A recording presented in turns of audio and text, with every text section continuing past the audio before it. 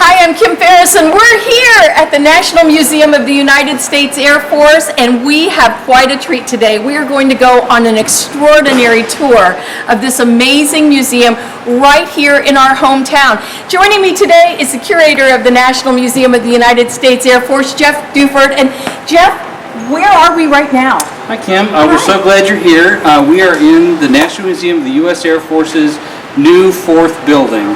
This building could fit 4 football fields in it. It is enormous, and it's filled with unique, rare, one-of-a-kind objects and open to the public. So Jeff, where are we now?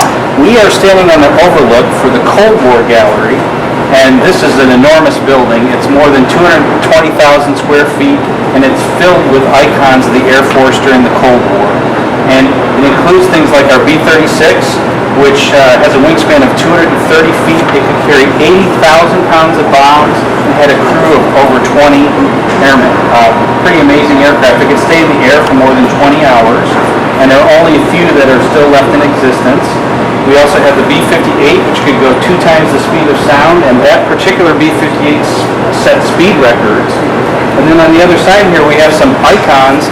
The U-2, which has been flying since the 1950s, very famous aircraft. The Air Force is still using a version of the U-2 today.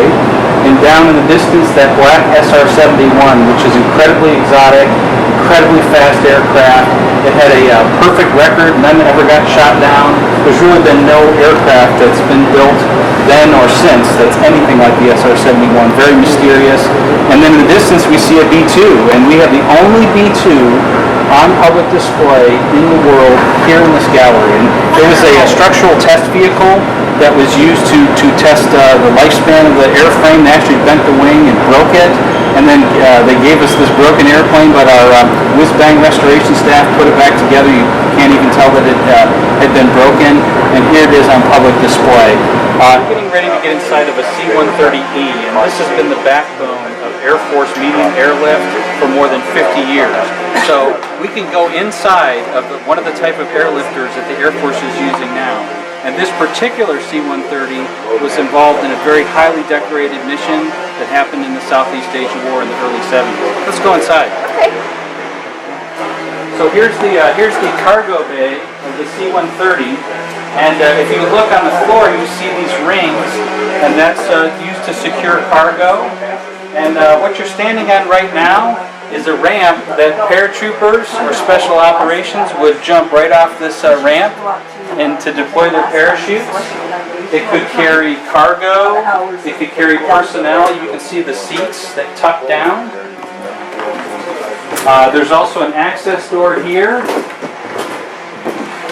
But if you come to the National Museum of the U.S. Air Force, any visitor can come in and really experience what it's like to be inside of one of the operational type of aircraft that the Air Force is probably flying right now at this moment. Am I seeing what I think I'm seeing? Yeah, you are looking at a flying saucer. We can finally talk about it now. A flying saucer! I'm just kidding. It's a flying saucer, but it did not come from outer space, and it hasn't flown in outer space.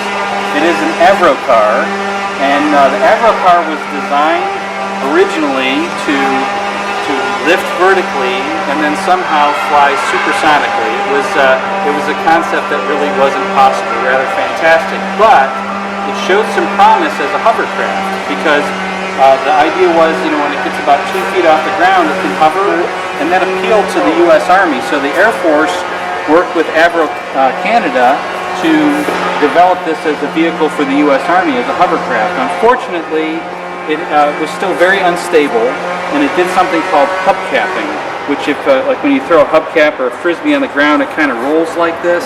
So it was still unstable even at 2 feet off the ground. So in the end, they didn't develop it.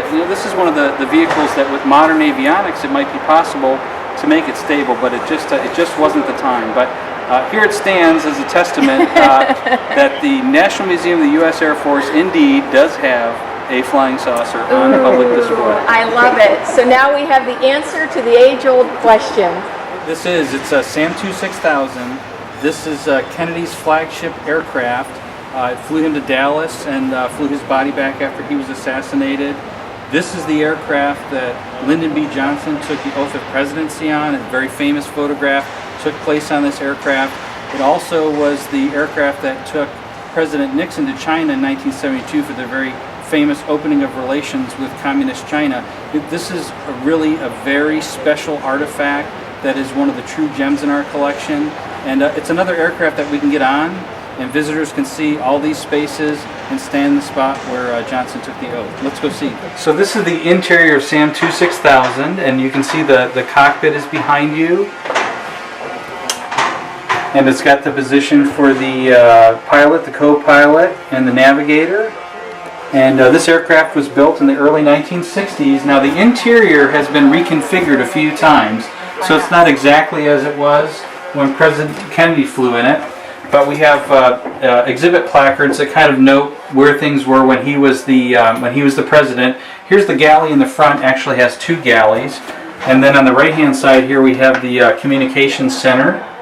And a number of American presidents have flown in this aircraft, from Kennedy, President Johnson, President Carter, President Nixon. So we have some seats. A lot more comfortable than your airliner these days, a lot wider, that's for sure. Now, visitors are able to walk all the way through the fuselage of the aircraft.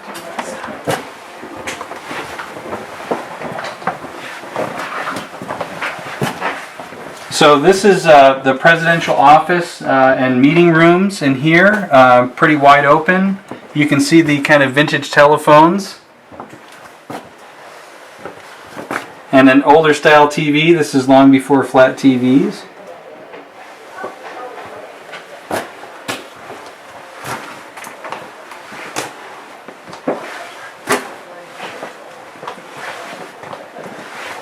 Now this was considerably larger than the previous presidential aircraft. Also an important part of SAM 26000 is that it was jet powered. So this was the first major jet powered presidential aircraft, and which was a real feather in America's cap during the Cold War, when the U.S. flew its leader in a jet-powered transport, and the Soviets didn't have anything like it at the time. So here we have the picture, the famous picture of President Johnson being sworn in. It was right in this spot that he took the oath of presidency while Jackie Kennedy looked on. It's a real moment in our nation's history, and visitors can come here and actually stand in that spot and experience that. And then further back here, members of the press corps, Secret Service could be seated. Now it's kind of interesting, if you look on presidential aircraft, sometimes you'll see the face of a fox. And that's called SAM Fox, which stands for Special Air Missions, SAM.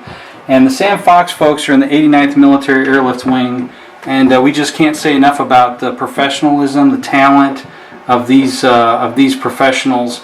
They actually come out periodically to polish the presidential aircraft on their own time here at the National Museum of the Air Force, because it's not enough to have perfection in the aircraft that they're working on and flying now. They want perfection in all the aircraft that ever served in the SAM Fox role.